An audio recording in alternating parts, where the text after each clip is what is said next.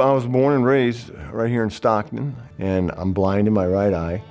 And I don't know if I ever knew that I was blind in my right, because I did everything I wanted to do. My mother never told me I couldn't play. I played baseball, basketball, football, everything. I mean, I could run, pitch, hit, you know. When I heard President Kennedy's inaugural speech, when I heard him say, that's not what your country can do for you, but what you can do for your country, that was motivating to me because it made sense.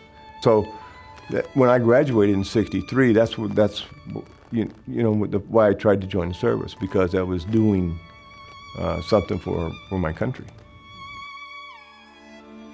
When I was a kid, I remember my uncles and my friends' parents, or dads, and talking about World War II, but they never talked about the shooting part, you know, the dying part. They talked about the good times they had, and they never said, listen, son, war is hell, and you know, it's something you don't want to do.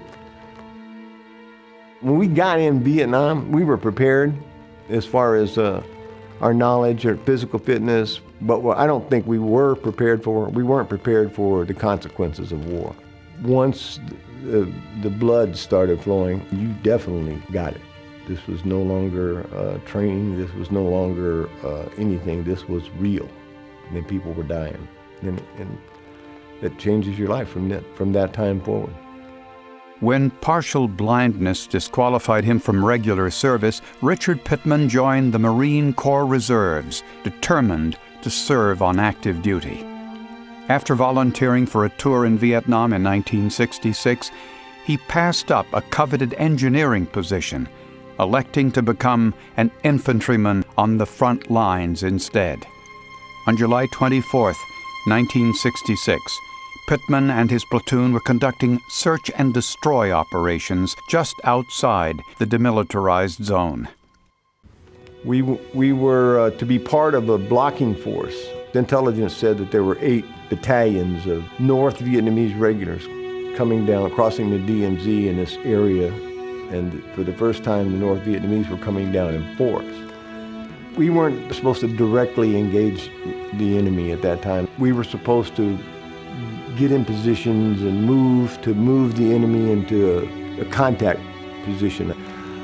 Partway through that, they decided our company would go to set up a radio relay for the other units, and that's when we got into trouble.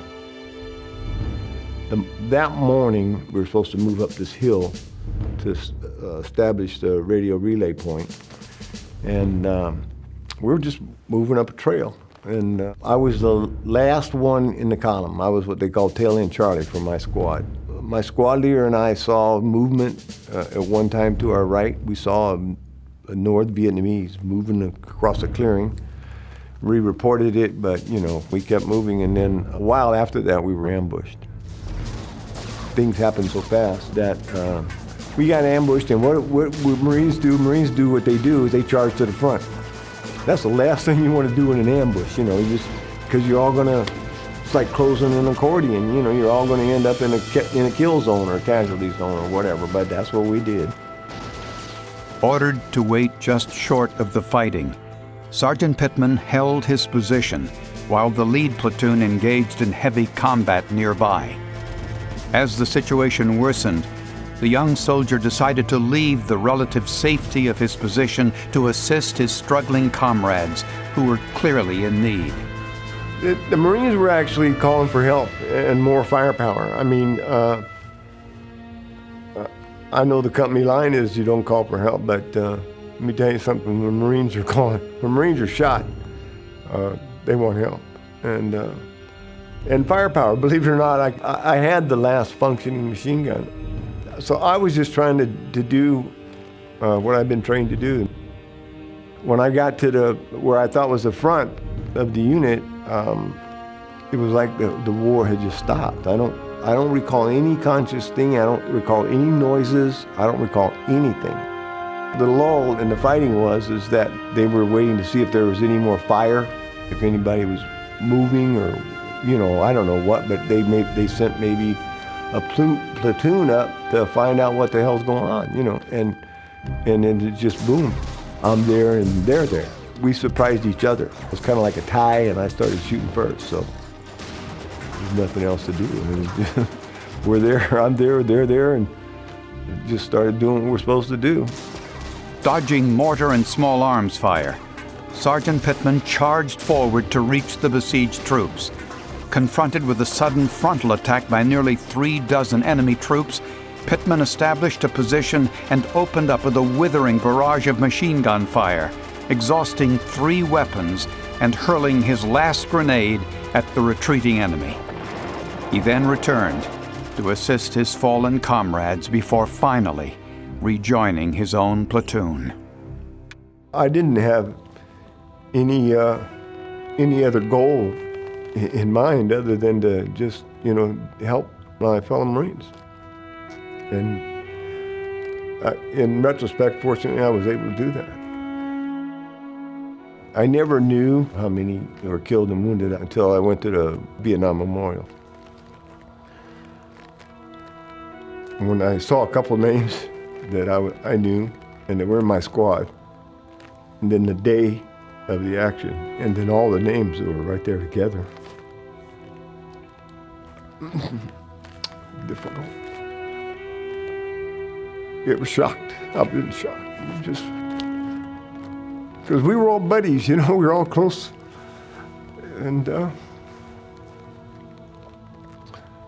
was just a lot of casualties.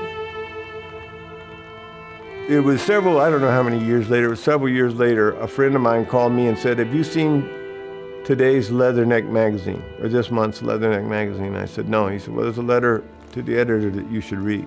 It was from one of our platoon sergeants who said that if it wasn't for Lance Corporal Pittman, he wouldn't be writing that letter. And so that made me feel a lot better, because I just always wondered, I have a medal, but did it do any good? Especially after I saw the number of people who had been killed and wounded. I just always said, what was it worth?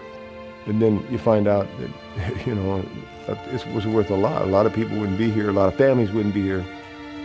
It actually makes me feel like I did some good, but up to that time, it was just a medal, it's just something that I was given.